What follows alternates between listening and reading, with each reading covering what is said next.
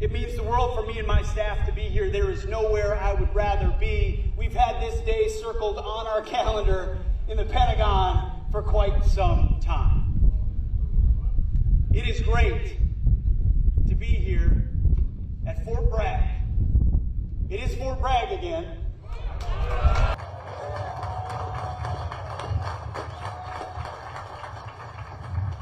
You know, there's nothing wrong with liberty.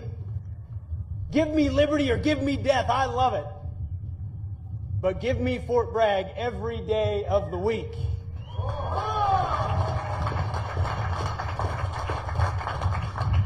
And to this formation out here, this beautiful formation, as I look, a message from our Commander-in-Chief, from your Commander-in-Chief, from President Donald J. Trump. We know that all of you, America's 911, that you have our back. The message from the Commander-in-Chief straight from 1600 Pennsylvania Avenue is he has your back.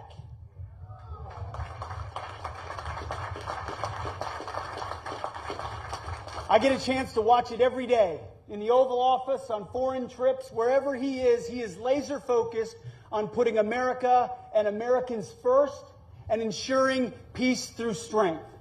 So as you train, as you prepare, as you are the tip of the spear, know that you are serving under a Commander-in-Chief who has your interests in mind with every decision that he makes. Now, one of those decisions he made was choosing a Secretary of Defense. And you know, some folks out there, we got some of our friends in the fake news media are here. Some of them said, critics might say, you can't choose an Army major to be the Secretary of Defense. It has to be, well, one of our many distinguished generals, or congressmen, or business leaders, or corporate leaders. There's many incredible Americans. One of the critiques was, we need somebody that can think strategically, big picture. We can't have a guy who thinks like the troops.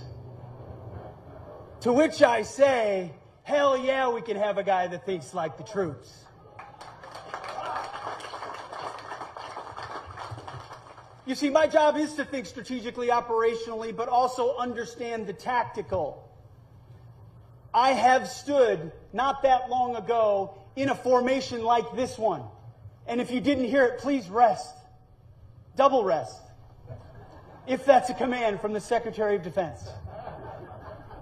I've been in that formation, loosening my knees, taking a deep breath, gazing over the horizon, sweating and wondering what time it is, but I can't move my arm. I've been in your boots, not yours. It's the 101st, it's not the 82nd. I get it. I'll admit that on a day like today. Not quite your boots or your beret, but close. And so as I thought about this speech, I have an amazing staff. A wonderful staff and a great speech writing team. And they put together a binder of 27 pages. I mean, it's like the Gettysburg Address meets the State of the Union. Churchill meets Reagan. But then I thought, wait, the last thing I want, if I'm standing in formation, is a 27-page speech. So I will spare you that today. The old-timers appreciate that one, because they can sound that off. I recognize, in many ways, many of the aspirations, thoughts, anxieties, fears, dreams that you have standing in formation, you and your families. My job is to stay focused on you and our warfighters every single day. So my message today is simple, and on behalf of the President, we're going to bring it back to the basics. The basics, sir, that you talk so much about, that the 82nd Airborne is focused on. We're going to restore the warrior ethos, and we are across our formations, a standard that's set here every single day. We will focus on readiness, on training, on warfighting, on accountability, on standards, black, white, male, female, doesn't matter. We're going to be colorblind and merit-based warfighters, just like you are here in the 82nd Airborne. We're also taking care of our people. It's not just training. It's not just beans and bullets. It's families. It's historic investment in barracks and housing, in health care, and yes, in pay. There's a big increase coming for E1 to E4. Also, I've got a bit of an announcement today that might be of interest to this community. For the first time in 25 years, here at the Secretary of Defense, through the Secretary of the Army, we are increasing jump pay.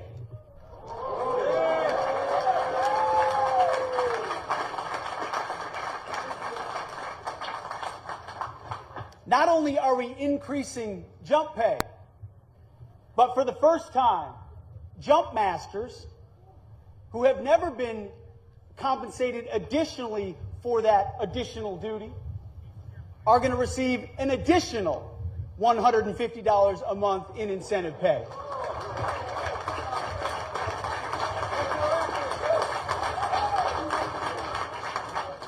So here's to our paratroopers, our jump masters, who do the difficult things in difficult places that most Americans can never imagine.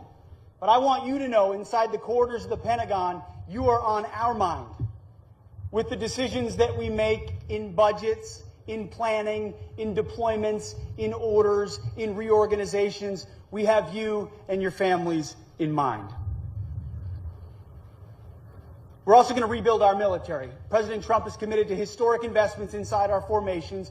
Our promise to you is that when the 82nd Airborne is deployed, if we have to call 911 for America's response force, you will be equipped better than any other fighting force in the world.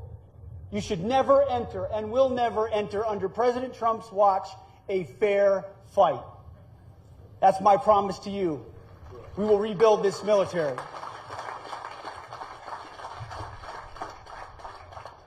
And we're going to reestablish deterrence.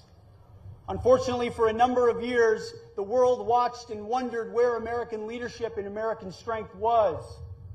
They watched the war that was unleashed in Ukraine, or the attacks that happened on October 7th, just that same mentality reverberating just this last night, sadly, in Washington, D.C. We saw the debacle of what happened in Afghanistan. President Trump has said, by putting America first, we will reestablish peace through strength, and we will reestablish deterrence. And when I look out at this formation, the eyes of the men and women and these flags, I see the eyes of deterrence. I see the eyes of American strength. I see the eyes that will deter the wars that we don't want to fight, because we know we have a president committed, a commander-in-chief committed to peace, peace through strength. And my first platoon motto we ever had, which is one that you all know well, it's those who long for peace must prepare for war. You live that motto every single day on behalf of our nation, and I cannot thank you enough, express our gratitude enough for what you do. So, in conclusion, I'm going to turn to page 27 and end with some well-written words deserved of a fantastic formation like this one. I'm grateful to be assembled here amongst America's Guard of Honor, the warriors of the 82nd Airborne Division, your families, and so many stout-hearted veterans. Like those who came before you, you keep showing the world the stuff you're made of, because we know you are ready for the important work that lies ahead. On behalf of the President of the United States, on behalf of the Office of the Secretary of Defense, on behalf of a grateful nation, Godspeed to all of you. God bless the United States of America. And airborne, all the way. Cool. Thank you.